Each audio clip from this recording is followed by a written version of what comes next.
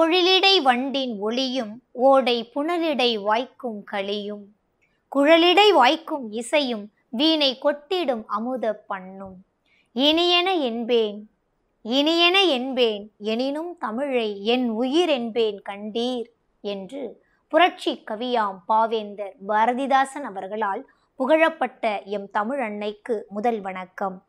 என் தமிழ் மாணவ செல்வங்கள் அனைவருக்கும் இனிய மாலை வணக்கம். நாம இதுவரையில 12ஆம் வகுப்புல இருந்த 1 to 7 இயல்கள் வரையில பார்த்தாச்சு. இன்னைக்கு நம்ம பார்க்க போகிறது இயல் 8. இன்றோடு நமக்கு 12ஆம் வகுப்பு நிறைவடைகின்றது. சரிங்களா? கவனிக்கலாமா? கவனிங்க. இயல் 8மா முகம் முகம் அப்படிங்கிற தலைப்புல சுகந்தி சுப்பிரமணியன் அப்படின்னு சொல்லப்படக்கூடிய ஒரு பெண் கவிஞர். சரிங்களா? முகம், அதாவது என்னுடைய முகத்தை காணவில்லை. அவங்க சொல்றாங்க, நிறைய முகங்களோடு முகமாக என்னுடைய முகம் தொலைந்து விட்டது. என்னுடைய முகம் எங்கே என்று நான் தேடுகின்றேன். எங்கேயோ என் முகத்தை நான் தொலைச்சிட்டேன் அப்படின்னு சொல்றாங்க. இனிமேலாவது என்னுடைய முகத்தை நான் தேடி மீட்டெடுக்க வேண்டும் என்று எண்ணுகிறேன். அப்படி என்ன செய்தி இதுல சொல்ல வராங்க அப்படின்னு பார்த்தீங்களா? கவனிங்களேன். முகங்களுடன் முகம் எனது முகம் காணவில்லை, தேடுகின்றேன் இன்னமும். எனக்குள்ளே என்னை தொலைத்த பின் எனது முகம் முகவரியற்று போனது. முகத்தை தொலைத்த பின் என் உடல் என்னை மறந்து போனது. நான் வெற்று வெளியில் அலைந்து கொண்டிருக்கிறேன் எனது முகத்தை தேடியபடி. எல்லா முகமும் அதனதன் கோணத்தில் இயல்பற்று இறுகி கிடந்தது. எனக்கு என் முகம் எப்படி என எனக்கு தெரியாது. ஆனாலும் என் முகத்தை நான் தேடியாக வேண்டும் இப்பொழுதேனும் அப்படின்னு சொல்றாங்க. அதாவது ஒரு பெண்ணானவள் தனக்குரிய தனித்துவம் அப்படிங்கிறத விடுத்து விட்டு பிறருக்காக தன்னுடைய முக பாவனையை மாற்றிக்கொள்ள வேண்டியதாக உள்ளது. எல்லாருக்குமே தெரியும், ஒரு குடும்பத்துக்குள்ள காலெடுத்து வைக்கக்கூடிய ஒரு பெண்ணானவள் மணப்பெண்ணாக, புது பெண்ணாக, அப்ப தன்னுடைய முகத்தினுடைய பாவனையை மறைத்து கொள்ள வேண்டும். என்னுடைய தனித்துவம் என்ன வேணாலும் இருந்துட்டு போகலாம், ஆனா அங்க இருக்கக்கூடியவங்களுக்காக என்னுடைய முகத்தை நான் மாற்றிக்கொள்ள வேண்டும். என்னுடைய கணவனுக்கு ஏற்றவாறு, என்னுடைய பிள்ளைக்கு ஏற்றவாறு, புரியுதுங்களா என்ன சொல்றேன்னு? அந்த வீட்டுல இருக்கக்கூடிய மற்றவங்களுக்கு ஏற்றவாறு ஒவ்வொருத்தவங்களுக்காகவும் நான் ஒரு முகம் வச்சிருக்கிறேன். இதிலே நான் கலந்து விட்டதுனால என்னுடைய முகம் எங்கே என்று எனக்கே தெரியலையே, என் முகத்தையே நான் தொலைச்சிட்டேன் அப்படின்னு என்ன அர்த்தம்? ஒரு பெண்ணானவள் மற்றவர்களுக்காகவே வாழ்ந்து கொண்டிருக்கிறாள். அப்ப என்னுடைய முகம் எங்கன்னு நான் தொலைச்சிட்டு தேடிக்கிட்டு இருக்கிறேன். இனிமேலாவது என்னுடைய முகத்தை, இப்பொழுதாவது என்னுடைய முகத்தை நான் தேடியாக வேண்டும் அப்படின்னு சொல்லியிருக்காங்க. ரொம்ப சுலபமான வரிகள், நமக்கு ஈஸியா விஷயம் புரியும். நம்ம அன்றாட வாழ்க்கையினுடைய இயல்பை அவங்க சொல்லியிருக்கிறாங்க. சரிங்களா? கவனிக்கலாமா? சுகந்தி சுப்பிரமணியம்மா, அதாவது தமிழின் நவீன பெண் கவிஞர்களுள் குறிப்பிடத்தக்கவர். கோவை புறநகரின் ஆளாந்துறை எனும் சிறிய கிராமத்தைச் சேர்ந்த இவர் உயர்நிலை பள்ளி படிப்பை முழுமை செய்யாத நிலையில் திருமணமாகி, அதாவது 10ஆம் வகுப்பு முடிக்கிறதுக்குள்ளேயே திருமணமாகி கணவரால் படிக்க வைக்கப்பட்டிருக்கிறாங்க. கணவர் படிக்க வச்சிருக்கிறார் இவங்களை. அதுக்கப்புறம் இவங்க இந்த மாதிரி இந்த கவிதைத்துறை, அதாவது பார்த்தீங்கன்னா கவிஞர் அப்படிங்கிற ஒரு படைப்பாளராக ஒரு மாறி இருக்காங்க. புரியுதுங்களா? கணவர் தந்த நம்பிக்கையில் எழுத தொடங்கினார். தனித்து விடப்பட்ட பெண்ணின் அனுபவங்களால் நிரம்பியுள்ள இவரது படைப்புகள், தனித்து விடப்பட்ட ஒரு பெண்ணினுடைய அனுபவம் எப்படி இருக்கும் அப்படிங்கிறத அப்படியே தன்னுடைய கவிதைகள்ல கதைகள்ல அழகா இறக்கியிருக்கிறாங்க சுகந்தி சுப்பிரமணியம். புதையுண்ட வாழ்க்கை, வார்த்தையில தெரிந்து பாருங்க வித்தியாசம். புதையுண்ட வாழ்க்கை, மீண்டெழுதலின் ரகசியம் ஆகிய 2 கவிதை தொகுப்புகள் இவங்களுடையது. புதையுண்ட வாழ்க்கைமா, மீண்டெழுதலின் ரகசியம். சரிங்களா? இவருடைய மறைவுக்கு பிறகு இவரின் கவிதைகளும் சில சிறுகதைகளும் சுகந்தி சுப்பிரமணியன் படைப்புகள் என்ற பெயரில் வெளிவந்துள்ளன. ஞாபகம் வச்சுக்கோங்க. பாடப்பகுதி முகம் சுகந்தி சுப்பிரமணியன் படைப்புகள் அப்படிங்கிற நூலிலிருந்து இடம்பெற்றுள்ளது. சரிங்களா? அடுத்த டாபிக் கவனிக்கலாமா? ரட்சண்ய யாத்தரீகம். இரட்சண்ய யாத்திரீகம். ஆசிரியர் H.A. Krishnapillai. H.A. கிருட்டினனார். H.A. கிருட்டினனார். H.A. அப்படின்னு சொல்லி சொன்னோம்னா ஹென்றி ஆல்பர்ட். H அதனா என்னம்மா? H அப்படின்னா ஹென்றி. ஹென்றி புரியுதுங்களாமா? ஏ ஆல்பர்ட். ஆல்பர்ட் சரிங்களா? அதாவது இவர் பாத்தீங்கன்னா இவர் தன்னுடைய படைப்புகள் பாத்தீங்கன்னா 5 மிக பெரும் படைப்புகள் இவருடைய படைப்புகள். இரட்சண்ய யாத்திரீகம், இரட்சண்ய குரல், இரட்சண்ய மனோகரம், இரட்சண்ய பால சோதனை. புரியுதுங்களா? இதெல்லாம் இவருடைய முக்கியமான படைப்புகள். இரட்சண்ய யாத்திரீகம் நற்போதகம் அப்படின்னு சொல்லப்படக்கூடிய ஒரு ஆன்மீக இதழில் 13 ஆண்டுகள் தொடர் கதையாக அவர் எழுதிட்டு வந்திருக்கிறாரு. இரட்சண்ய யாத்திரீகம் அப்படிங்கிற இந்த படைப்பமா நற்போதகம் அப்படின்னு சொல்லப்படக்கூடிய ஆன்மீக இதழ். என்னம்மா? என்ன இதழ்மா? நற்போதகம். நற்போதகம் அப்படின்னு சொல்லப்படக்கூடிய ஆன்மீக இதழ். அந்த ஆன்மீக இதழ்ல எத்தனை வருஷம் எழுதியிருக்காருமா? 13 ஆண்டுகள் தொடர்ந்து எழுதியிருக்கிறாரு தொடர் கதையாக. அதை ஒன்னா தொகுத்து இரட்சண்ய யாத்திரீகம் அப்படிங்கிற தலைப்புல நூலாக படைச்சிருக்கிறாரு. புரியுதுங்களா? அப்ப இரட்சண்யம் அப்படின்னு சொல்லி சொன்னோம்னா ஆன்ம ஈடேற்றம் அப்படின்னு சொல்லி சொல்றாங்க. ஆன்ம ஈடேற்றம். யாத்திரீகம் அப்படின்னு சொல்லி சொன்னோம்னா அதற்குண்டான பாதை அப்படின்னு அர்த்தம். ஆன்ம ஈடேற்றத்திற்கான ஒரு பாதை அப்படின்னு சொல்றாங்க. புரியுதுங்களா? ரைட். இவருடைய படைப்புகள் உங்களுக்கு நான் சொல்லியிருந்தேன். இரட்சண்ய யாத்திரீகம், இரட்சண்ய குரல், இரட்சண்ய மனோகரம், இரட்சண்ய பால சோதனை அப்படின்னு சொல்லியிருந்தேன் இல்லைங்களா? அதுல இரட்சண்ய மனோகரத்தை என்னன்னு தெரியுமாமா சொல்றாங்க? கிறிஸ்துவர்களினுடைய தேவாரம் அப்படின்னு அழைக்கப்படுகிறது. இரட்சண்ய மனோகரம் கிறிஸ்துவர்களின் தேவாரம் அப்படின்னு அழைக்கப்படுகிறது. ஞாபகம் வச்சுக்கணும். கிறிஸ்துவர்களினுடைய கலை களஞ்சியம் என்னமா? தேம்பாவணி. கிறிஸ்துவர்களின் கலை களஞ்சியம் தேம்பாவணி. கிறிஸ்துவர்களினுடைய தேவாரம் என்னமா? இரட்சண்ய மனோகரம். இரட்சண்ய மனோகரம். சரிங்களா? ரைட். கவனிங்க. அதாவது இயேசு கிறிஸ்துவினுடைய அதாவது பாத்தீங்கன்னா இரட்சண்ய யாத்திரீகம் மிக பெரும் ஒரு உருவக காப்பியம். உருவகப்படுத்தப்பட்ட ஒரு காப்பியம். இயேசு கிறிஸ்துவினுடைய வாழ்க்கை வரலாறுகள், அவருடைய பிறப்பு, அவருடைய நிகழ்வுகள் எல்லாத்தையுமே ரொம்ப அழகா தெள்ள தெளிவாக நம் முன் காட்சிப்படுத்தியுள்ளார் H.A. கிருஷ்ணபிள்ளை. இப்போ இந்த டாபிக்ல இயேசுவினுடைய அந்த இறுதி கால நிகழ்வுகளை குறித்து பேசியிருக்கிறாரு. என்ன சொல்லியிருக்கிறாரு அப்படின்னு கேட்டீங்கன்னா, இயேசு கிறிஸ்துவின் மீது இயேசு கிறிஸ்து எதற்காக இந்த உலகத்துக்கு வந்தாரு? எதை சொல்றதுக்காக வந்தாரு? நீ உன்னிடத்தில் அன்பு கூறுவது போல உன் அயலானிடத்திலும் அன்பு கூறுவாயாக. இல்லைங்களா? பொய் அதை தவிர்த்துடு, களவு அதை தவிர்த்துடு, கொலை அதை தவிர்த்துடு, பிற பொருள்களின் மீது இச்சிக்கக்கூடிய அந்த தன்மை அதை வேண்டாம், ஒதுக்கிடு. அப்ப இது மாதிரிலாம் இருந்தா இதெல்லாம் உன்னை மேன்மைக்கு இட்டு செல்லக்கூடிய வழி. இது மாதிரி நிறைய விஷயங்கள் நமக்கு சொன்னார் இயேசு கிறிஸ்து. அப்போ யூதர்களால் வெறுக்கப்படுகிறார். யூதர்களால் வெறுக்கப்பட்டு அதாவது தவறான ஒரு பழிக்கு ஆளாகிறார் இயேசு பெருமான். அதாவது எனக்கு மேல ஒரு தேவன் இருக்கிறாரு, எனக்கு மேல என்னுடைய பிதா இருக்கிறாரு அப்படின்னு தான் சொன்னாரு. அதை இவங்க தவறா எப்படி நினைச்சுக்கிறாங்க அப்படின்னு கேட்டீங்கன்னா, நீதான் தேவன்னு சொல்றியாமே, மக்களிடத்துல பிரசங்கிக்கும் பொழுது நீதான் தேவன்னு சொல்றியாமே, நீ தேவனுடைய குமாரனா? நீனு தேவனுடைய குமாரன் நீ சொல்லிக்கிறியாமே, நீ தேவனுடைய குமாரனா? நீதான் தேவனா? உன்னுடைய பிரசங்கத்தினால மக்கள் யாருமே ஆலயத்துக்கு வர மாட்டேங்கிறாங்க. பிரதான மந்திரிகள், ஆசாரியர்கள் அவங்களெல்லாம் யாரையுமே சந்திக்க மாட்டேங்கிறாங்க. மக்களுடைய வரவு ரொம்ப கம்மியா இருக்குது. உன்னை தேடிதான் வராங்க மக்கள் அப்படின்னு இயேசுவின் மீது பழி சாட்டுகிறார்கள். இதன் காரணத்தினால இயேசு கிறிஸ்துவ கையும் களவுமா போய் பிடிக்கிறாங்க, ஒரு குற்றவாளியை பிடிக்கிற மாதிரி. இயேசு கிறிஸ்து இறுதி கால அந்த நிகழ்வுல பஸ்கா பண்டிகை அப்படின்னு ஒண்ணு நடக்கும். அந்த பஸ்கா பண்டிகையின் பொழுது இயேசு கிறிஸ்து சீடர்களோட ஒன்னா உட்கார்ந்துருக்கிறாரு.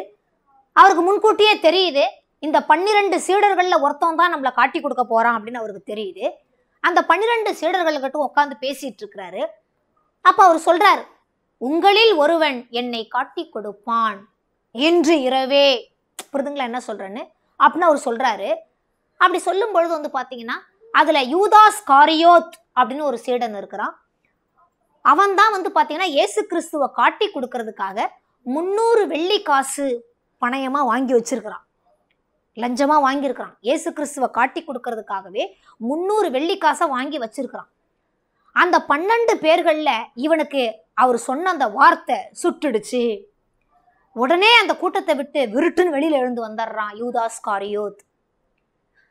உடனே மற்ற சீடர்கள் எல்லாம் போயிடுறாங்க. ஒரு 3 சீடர்களை மட்டும் தன்னோட வச்சுக்கிட்டு இயேசு கிறிஸ்து மலை மேல போயிட்டு தன்னுடைய பிதாவை வணங்கி ஜெபித்து விட்டு கீழே வராரு. அப்போ வந்து பார்த்தீங்கன்னா யூதாஸ் காரியோத்து அந்த நாட்டினுடைய அந்த காவலாளிகள், போர் சேவர்கள் கூட ஒன்னா சேர்ந்து வந்து இயேசு கிறிஸ்துவை காட்டி கொடுக்கறதுக்காக வரான். அப்போ இயேசு கிறிஸ்து நின்றுட்டு இருக்கிறாரு. யூதாஸ் காரியோத்து அங்கேருந்தே சொல்லிட்டே வரான், நான் யாரை போய் முத்தம் இடுகிறேனோ, கட்டி அணைத்து முத்தம் இடுகிறேனோ அவர்தான் இயேசு அப்படின்னு சொல்லி சொல்றான். அப்ப என்ன நடக்குது அப்படின்னு பார்த்தீங்கன்னா இயேசு கிறிஸ்து நிற்கிறாரு. யூதாஸ் காரியத்து போர் சேவர்கள் கூட வந்து ரபி அப்படின்னு சொல்லி போய் கட்டி அணைத்து முத்தம் இடுகிறான். ஓகே, இவர் தான் இயேசு கிறிஸ்துன்னு காவலர்கள் என்ன செய்யறாங்க, அவர் மேல கை போட்டு அவரை பிடிக்கிறாங்க. பிடித்து கொண்டு போய் அந்த நாட்டினுடைய தளபதியாகிய ராயனிடத்தில் கொண்டு போய் நிறுத்துறாங்க இயேசு கிறிஸ்துவ. ராயனிடத்துல நிறுத்தி அவருடைய ஆடைகளை எல்லாம் கழட்டி அவருக்கு இடுப்புல ஒரு சிகப்பு துணியை கட்டிவிட்டு அவருடைய தலையில முள் கிரீடத்தை சூட்டி அவருடைய கன்னத்தில் அறைந்து இந்த மாதிரி எல்லாம் சித்திரவதைகள் செய்யறாங்க இயேசு பெருமான. அந்த இறுதிகால நிகழ்வை தான் அழகா அந்த பாடல்ல சொல்லியிருக்கிறாரு, ஹச்ஏ கிருட்டினார். கவனிக்கலாமா? கவனிங்களேன். இப்ப நான் சொன்ன செய்தி உள்ள இருக்கும், என்னன்னு பார்க்கலாமா? கவனிங்க. பாசம் என உன்னளிர் பிணித்தமை பகைத்த நீசமனு மக்களை நினைந்து உருகும் அன்பின் நேசம் எனும் வள்ளியதை நீக்க வசமின்றி ஈசன் மகன் நின்றனர் ஒரு ஏழையென ஓர்மேன். இந்த மக்களுக்கு நல்லது செய்வதற்காகவே வந்தார், இந்த மக்களினுடைய பாவங்களை சுமப்பதற்காகவே வந்தார். இப்போ ஒரு குற்றவாளியாக பழி சாட்டப்பட்டு நின்றுட்டு இருக்கிறார்ப்பா. புரியுதுங்களா என்ன சொல்றேன்னு? பாதகர், அதாவது இறை மகனினுடைய ரொம்ப எளிமையா இருந்தார், ரொம்ப எளிமையா இருந்தார். புரியுதுங்களா என்ன சொல்றேன்னு? ஒரு ஏழையோடு ஏழையாக, ஒரு குடிமகனோடு குடிமகனாக, தான் பிதாவினுடைய மகன் அப்படிங்கிறத மறந்து என்ன செய்யறாருங்க, மக்களோடு மக்களாக இருக்கிறாரு. சரிங்களா?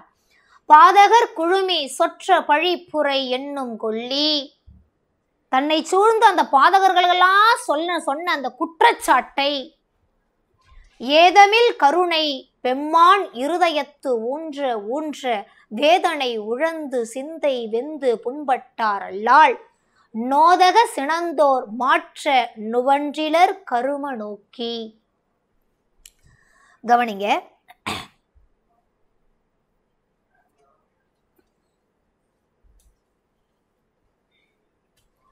அவங்க சொன்ன அவ்வளோ பழிப்புரைகளையும் அவர் ஏத்துக்கிட்டு அதுக்கு எந்த மறுமொழியுமே சொல்லாம, அதற்காக எந்த விதமான எதிர்ப்புமே காட்டாம ரொம்ப சாந்தமா ரொம்ப பொறுமையா காத்திருக்கிறாரு. அந்த இறுதிகால நிகழ்வுகள் என்னன்றத அப்படியே சொல்லியிருக்கிறாங்க. புரியுதுங்களா? அடுத்தது ஆளுநர் முன் நிறுத்துதல். எண்ணமிட்டவர் பொந்தியு பிலாத்தேனும் இறைமுன் அண்ணலை தனி நிறுவவும் ஆக்கினை தீர்ப்பு பண்ணவும் என நிர்ணயம் பண்ணினர் பகை கொண்டு ஒண்ணுமோ வரும் கூவலுக்கு உதவியை ஒடுக்க. இவர் மீது சாட்டப்பட்ட அந்த பழியானது உண்மைதானா, அதை கொண்டு வாங்க முன்னாடி அப்படின்னு சொல்லி பொந்தியு பிலாத்து அப்படின்னு சொல்லக்கூடிய ஒரு ஆளுநர் அவர் முன்னாடி கொண்டு போய் இயேசு பெருமானை நிறுத்துறாங்க. அப்ப ஆடைகள் எல்லாம் உரிக்கப்படலை, அப்படியே அவர் இருந்த ஆடையோட போய் நின்று கையை கட்டி பின்னாடி கட்டி நிக்க வைக்கிறாங்க. கீழே குனிந்தபடி நிற்கிறார் இயேசு பெருமான். பொந்திய பிலாத்து பேசுறார், இவர் மேல இருக்கக்கூடிய குற்றம் என்ன அப்படின்னு கேட்கும் பொழுது மக்கள் எல்லாம் இவன் தன்னை தேவனுடைய குமாரன்னு சொல்றான், இவன் தன்னுடைய தேவனுடைய குமாரன்னு சொல்றான் தன்னை அப்படின்னு ஒரு பக்கம் மக்கள் கத்துறாங்க. ஒரு பக்கம் மக்கள் இயேசு பெருமானினுடைய சார்ந்தவர்கள் அவங்க என்ன பண்றாங்க, கத்தி கூக்குரல் இடுறாங்க, வேண்டாம் அப்படின்னு, அவர் எந்த பழியும் செய்யல, எந்த பாவமும் செய்யல அப்படின்னு கத்தி கூக்குரல் இடுறாங்க. அப்ப அந்த சூழல்ல பொந்தியு பிலாத்து என்ன பண்றான், அப்போ வேற ஏதாவது குற்றம் செய்தாரா அப்படின்னு கேட்கும் பொழுது எந்த குற்றமும் செய்யல, இவர் அமைதியா இருக்கிறாரு, இவரிடத்துல எந்த குற்றத்தையுமே நான் காணலையே அப்படின்னு பொந்தியு பிலாத்து சொல்றாரு திரும்ப. அப்ப அங்க என்ன நடக்குது அப்படின்னு பாத்தீங்கன்னா, அந்த பஸ்கா பண்டிகையில ரொம்ப நாள் குற்றவாளிகளாக சிறைச்சாலையில இருக்கிறவங்கள விடுதலை பண்ணுவாங்க. இப்ப காந்தி ஜெயந்தி அப்ப ரொம்ப நாள் அதாவது நன்னடத்தையோடு இருக்கிறாங்கப்பா சிறைச்சாலையில் அப்படின்போது அவங்களை விடுதலை பண்ணுவாங்க இல்லைங்களா.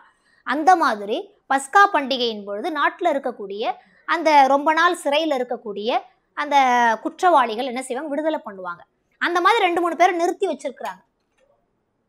இப்ப 3 பேர் இருக்கிறாங்க, அதுல யாரை விடுதலை பண்ணட்டும், யாரை சிறையில் அடைக்கணும் அப்படின்னு அவர் கேட்கிறாரு. கேட்ட உடனே மக்கள் எல்லாம் ஒரே கோஷமா கத்துறாங்க, இயேசு கிறிஸ்துவை சிலுவையிலிடும், இயேசு கிறிஸ்துவை சிலுவையிலிடும் அப்படின்னு கத்துறாங்க. இவர் பேசிக்கிட்டே இருக்கும் பொழுதே பட்டுன்னு ஒரு காவலாளி என்ன செய்யறான், பொந்திய பிலாத்துக்கிட்ட வரான் வேகமா. ஏதோ ஒரு நீர் பானம் அதை எடுத்துக்கிட்டு அதுக்கு கீழே ஒரு சீட்டு ஒண்ணு கையில இருக்கு. அந்த காவலாளி வந்து கொடுத்து, அரசியார் உங்ககிட்ட இதை கொடுக்க சொன்னாங்க அப்படின்னு சொன்ன உடனே அந்த நீர் குவளை அதுக்கு கீழே அந்த சீட்டு இருக்கிறத எடுத்து பிரிச்சு பார்க்கிறாரு பொந்தியு பிலாத்து. அவர் பார்க்கும்பொழுது அதுல அவருடைய மனைவி எழுதியிருக்கிறாங்க 4 வரிகள். எனக்கு ஏதோ மனசு கொஞ்சம் சஞ்சலமா இருக்கு, நான் ஒரு கனவு கண்டேன், அந்த இயேசுவின் இடத்துல எந்த குற்றமும் இல்லை, அந்த குற்றத்துல அந்த பாவத்துல நீங்க பங்கு பெற வேண்டாம், அவரை ராயனிடத்துல அனுப்பி விட்டுடுங்க, உங்களால எந்த விதமான ஆபத்தோ எந்த விதமான ஒரு பழியோ பாவமோ அவர் மீது சுமர வேண்டாம், நான் கண்ட கனவு எனக்கு ரொம்ப கலக்கமா இருக்கு, அவர் நீதிமான் அப்படின்னு தன்னுடைய மனைவி அந்த கொடுத்த அந்த குறிப்புல படிச்சுட்டு பொந்தியு பிலாத்து என்ன பண்றாரு, இவரிடத்துல நான் எந்த குற்றமுமே காணல, என்னால எந்த குற்றமும் அவர் மீது சாட்ட முடியாது அப்படின்னு சொல்லி ஒரு பாத்திரத்துல தண்ணி எடுத்துட்டு வர சொல்லி, பொந்தியு பிலாத்து இவர் மீது எந்த குற்றத்தையும் நான் காணல, இந்த விஷயத்துல எனக்கு எந்த சம்பந்தமுமே கிடையாது அப்படின்னு சொல்லி அந்த பாத்திரத்துல கை கழுவுறாரு பொந்தியு பிலாத்து. உடனே இயேசு பெருமான ராயனிடத்துல கூட்டிட்டு போறாங்க. கவனிக்கலாமா?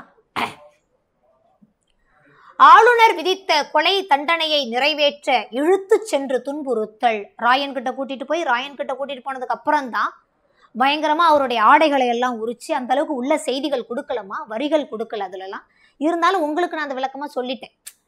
அந்த ஆடைகளை உரிச்சிட்டு அந்த சிவப்பு நிற அங்கியை இடுப்புல கட்டி தலையில முள்முடி சூட்டி அவரை கன்னத்துல அரைந்து அவரை தலையில குட்டி அந்த மாதிரிலாம் பாடுபடுத்துறாங்க. கவனிங்களேன். முன்னுடை களைந்து சொன்ன பார்த்தீங்களா, முன்னுடை களைந்து ஒரு முறுக்கு அலர்ந்தென செந்நிற அங்கி மேல் சிவப்பு நிற அந்த அங்கி திகழ சேர்த்தினர், கொள் நுனை அழுந்தி வெம்குருதி பீரிட. அந்த முள்முடியை அப்படி தலையில வச்சு அழுத்தின உடனே செங்குருதி பீரிட்டு கிளம்புது வெளியில. பின்னிய முள்முடி சுரத்து பெய்தனர், கைதுறும் கோளினை கவர்ந்து கண்டகர் வேந்துர தலைமிசை அடித்து வேதனை. கையில கோலை வச்சுக்கிட்டு தலையில அடிக்கிறானுங்க. அடுத்தது செய்தனர் உமிழ்ந்தனர் திருமுகத்தினே, முகத்துல துப்புறானுங்க அவர். வைதனர் பழித்தனர் மரங்கொள் நீசரே. அப்படியே நிற்கிறார், எதுவுமே பேசல. தன்னிடத்துல இருந்து எந்த விதமான ஒரு வெளிப்பாடுமே இல்லை அவர்கிட்ட. கன்னத்துல அரையிறானுங்க, முகத்துல துப்புறாங்க, இதெல்லாம் செய்யறாங்க. அதெல்லாம் தாங்கிட்டு பொறுமையா இருக்கிறார். மக்கள் புலம்பல், மக்கள் புலம்பி அழுகுறாங்க. என்கொள் மேதினி கீண்டு வெடித்திலது என்பார், என்கொள் மேதினி கீண்டு வெடித்திலது என்பார், என்கொள் வானம் இடிந்து விழிந்திலது என்பார், என்கொள் வாரிதி நீர் சுவராததும் என்பார், என்கொளோ முடிவு இத்துணை தாழ்த்ததும் என்பார். அந்த வானம் இடிஞ்சு விழுந்துராதா, இந்த மாதிரி ஒரு பழி பாவத்துக்கு ஆளாகிறாரே, இதெல்லாம் தாங்கிக்க முடியலையே அப்படின்னு சொல்லி மக்கள் புலம்பி கத்தி அழுகுறாங்க. பொல்லாங்கு பொறுத்தல் பொல்லாத யூதர்களும் போர் சேவகர் குழுவும் வல்லானை எள்ளி புறக்கணித்து வாய் மதமாய் ரொம்ப நக்கலா பேசுறாங்க. இயேசு கிறிஸ்துவ ரொம்ப கிண்டல் அடிச்சு பேசுறாங்க. நீ தேவனோட மகனா, உன்னை காப்பாத்திக்க பார்ப்போம் அப்படிங்கிற மாதிரி ரொம்ப நக்கலா பேசுறாங்க. அதையெல்லாம் தாங்கிக்கிட்டு அவ்வளோ பொறுமை காக்கிறார் இயேசு கிறிஸ்து. சொல்லாத நிந்தை மொழி, அவர் சொல்லாத வார்த்தையெல்லாம் சொல்லி அவரை பழி சாட்டுறாங்க. சொல்லித்து, அதாவது சொல்லாத நிந்தை மொழி சொல்லி துணிந்து இயற்றும் பொல்லாங்கை எல்லாம் நம் ஈசன் பொறுத்திருந்தார். அதையெல்லாம் பொறுமையோடு இருந்தார். அதான் இயேசு கிறிஸ்து சொல்லுவார், அன்பு, பொறுமை, சாந்தம், இது எல்லாமே மேன்மைக்கு இட்டு செல்லக்கூடிய வழி. இந்த மாதிரி இயேசு கிறிஸ்துவினுடைய அந்த இறுதி கால நிகழ்வுகளை அழகா ரட்சணை யாத்திரைக்கும் இந்த பாடல் பகுதியில் கொஞ்சம் தான் கொடுத்துருக்காங்க. நானே உங்களுக்கு கொஞ்சம் எக்ஸ்ட்ரா சொல்லியிருக்கிறேன் ஓரளவுக்கு, புரியுதுங்களா? அதுக்கப்புறம் அவர் சிலுவையை சுமந்துக்கிட்டு கல்வாரி மலை மேலே ஏறுவார். அவர் பார்த்தீங்கன்னா 2 கல்வர்கள் இருப்பாங்க. அந்த கல்வர்களுக்கு நடுவில் இயேசு பெருமான கீழே சிலுவையை வச்சு முதல்ல அவருடைய கைகளை பிரித்து ஆணி அடித்து, கால்களை ஒன்றாக இணைத்து ஆணி அடித்து சிலுவை மரத்தை தூக்கி அப்படி நிறுத்திடுவானுங்க. கொஞ்ச நேரத்தில் தண்ணி கேட்பார் குடிக்கிறதுக்காக. கசப்பு கலந்த அந்த காடி அதை கொடுத்து தண்ணியை கொடுப்பாங்க. அதை அவரால் குடிக்க முடியாது. கொஞ்ச நேரத்தில் தன்னுடைய உயிரை துறந்துருவார் இயேசு கிறிஸ்து. புரியுதுங்களா என்ன சொல்கிறேன்னு? அந்த உயிரை துறக்கும் பொழுது, என் தேவனே என் தேவனே ஏன் என்னை கைவிட்டீர் அப்படின்னு சொல்றாரு. ஏலோயி ஏலோயி லாமா சபக்தானி அப்படிங்கிற வார்த்தையை சொல்லி தன்னுடைய உயிரை விடுவார் இயேசு கிறிஸ்து. அவர் இறந்து முகம் கீழே தொங்கிடும். அப்படி இருந்தும் அவர் இறந்துட்டாரா அப்படின்னு செக் பண்ணிக்கிறதுக்காக அந்த போர் சேவகர்கள் என்ன செய்வாங்க, நல்ல நீளமான ஈட்டியை கொண்டு அவருடைய நெஞ்சில் ஒரு குத்தி பார்ப்பான். தலை நிமிராது, ரத்தம் வழியும். ஓகே, இறந்துட்டாரு அப்படின்னு. அப்புறம் அது சடலத்தை கீழே இறக்கி யாருமே இதுவரையில் புதைக்கப்படாத புது கல்லறையில் கொண்டு போய் இயேசு கிறிஸ்துவை அடக்கம் பண்ணுவாங்க. இந்த மாதிரியாக செய்திகளை இறுதி கால நிகழ்வுகளாக அழகாக சொல்கிறாரு. சரிதானுங்களா? சரி, வேறு என்னென்ன உள்ள இருக்கு செய்திகள், அவரை பற்றின விஷயங்கள் என்ன அப்படிங்கிறத நம்ம பார்க்கலாம். கவனிக்கிறீங்களா? கவனிங்கம்மா. அதான் பார்த்தீங்கன்னா இதில் அந்த பொருள் அறிதல் கவனிங்களேன். உன்னலீர் அப்படின்னா எண்ணாதீர்கள் அப்படின்னு அர்த்தமா. எண்ணாதீர்கள். பிணித்தமை, அவரை கட்டி வைக்கிறாங்க, பின்னாடி கையை கட்டி நிற்க வைக்கிறாங்க. பிணித்தமை. நீச, இழிந்த. நேசம், அன்பு. வள்ளி எதை, உறுதியை. ஓர்மின், ஆராய்ந்து பாருங்கள், ஆராய்ந்து பாருங்கள். பாதகர், கொடியவர். அந்த பாதகரெல்லாம் சொன்ன அந்த அத்தனை வார்த்தைகளையும் கேட்டு பொறுமையா இருந்தாரு. குழுமி, ஒன்று கூடி. பழிப்புரை, இகழ்ச்சியுரை. ஏதமில், குற்றமில்லாத. ஊன்ற, கழிய நல்லா ஊன்றி, அப்ப அழுந்த ஞாபகம் வச்சுக்கலாம். மாற்றம் சொல். நுவன்றிலர், கூறவில்லை. நுவன்று அப்படின்னா சொல்லிய, நுவன்றிலர் அப்படின்னா கூறவில்லை. ஆக்கினை தீர்ப்பு, அதாவது தண்டனை. ஆக்கினை தீர்ப்புன்னா தண்டனைக்குண்டான தீர்ப்புன்னு சொல்லுவாங்க. ஆக்கினை தீர்ப்புக்கு உள்ளானார் இயேசு பெருமான் அப்படின்னு சொல்லுவாங்க இல்லையா? ஓகே, ஆக்கினை தண்டனை. நிர்ணயம் உறுதி. கூவல் கிணறு. கூவல்னா கிணறு. ஒண்ணுமோ முடியுமோ. உததி, உததி அப்படின்னா கடல், ஞாபகம் வச்சுக்கோங்க. உததி கடல். ஒடுக்க அடக்க. களைந்து கழற்றி. திகழ விளங்க. திகழன்னா என்னம்மா? விளங்க. சேர்த்தினர் உடுத்தினர். சிரத்து அப்படின்னா தலையில். சிரத்துன்னு என்னம்மா? தலையில். பெய்தனர் அப்படின்னா வைத்து அழுத்தினர். கைதுரும், கையில் கொடுத்திருந்த. கண்டகர், கொடியவர்கள்.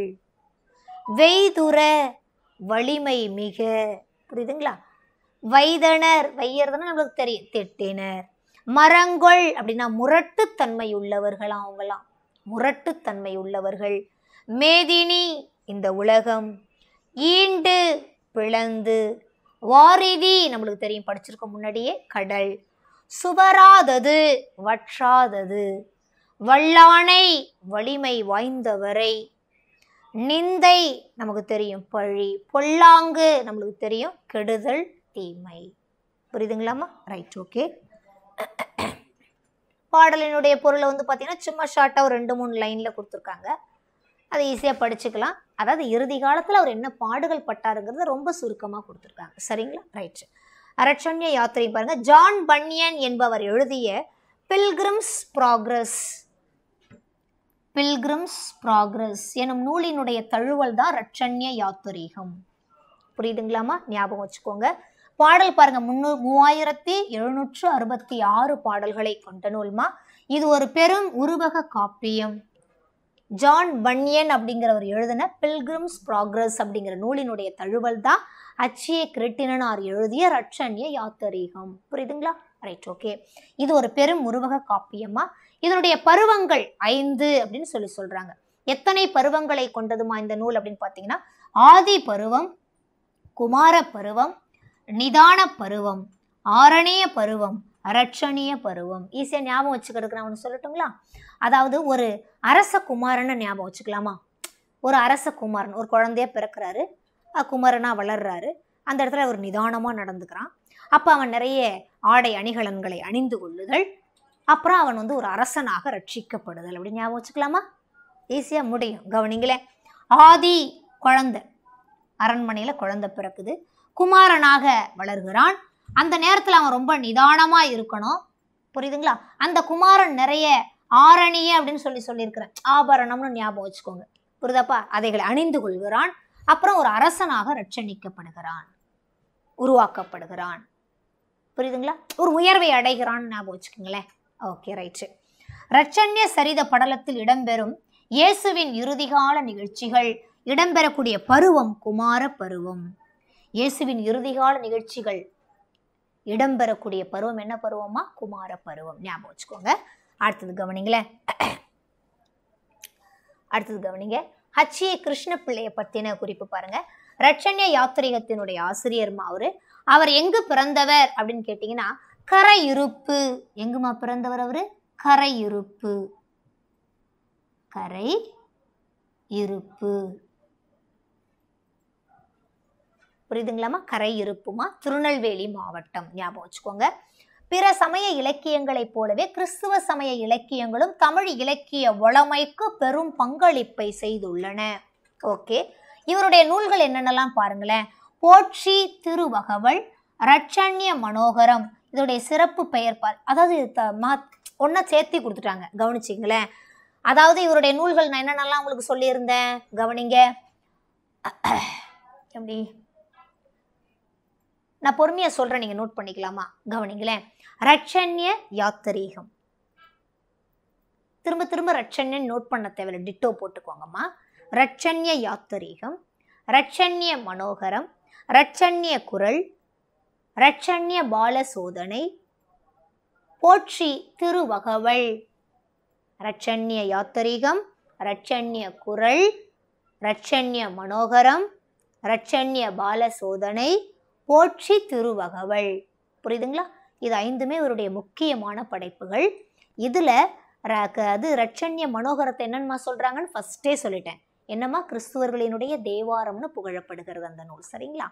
அடுத்தது இவருக்கு ஒரு சிறப்பு பெயர் இருக்குதுமா. என்னம்மா? கிறிஸ்துவ கம்பர் அப்படின்னு அழைக்கப்படுகிறார். என்னன்மா சொல்லப்படுறாரு இவரு?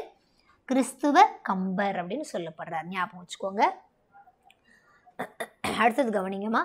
அதை நான் ஃபர்ஸ்டே சொல்லிட்டேன் பாருங்க. இந்த ரட்சண்ய யாத்திரிகம் அப்படிங்கிற இந்த படைப்பானது நற்போதகம் அப்படின்னு சொல்லப்படக்கூடிய ஆன்மீக இதழில் 13 ஆண்டுகள் தொடராக வெளிவந்துள்ளது. திரும்ப ரட்சண்ய யாத்திரிகத்தை எப்பப்ப முதல்ல பதிப்பிச்சாங்க அப்படின்னு கேட்டீங்கன்னா, ரட்சண்ய யாத்திரிகம் 1894ஆம் ஆண்டு மே மாதம் முதல் பதிப்பு வெளிவந்திருக்கு. புரியுதுங்களா? இதே 1894 நம்ம இன்னொன்று ஞாபகம் வச்சிருப்போமே, புறநானூறினுடைய முதல் பதிப்பு என்னமா? 1894. அதை ஞாபகம் வச்சுக்கோங்க, மறந்துடாதீங்க. சரிங்களா?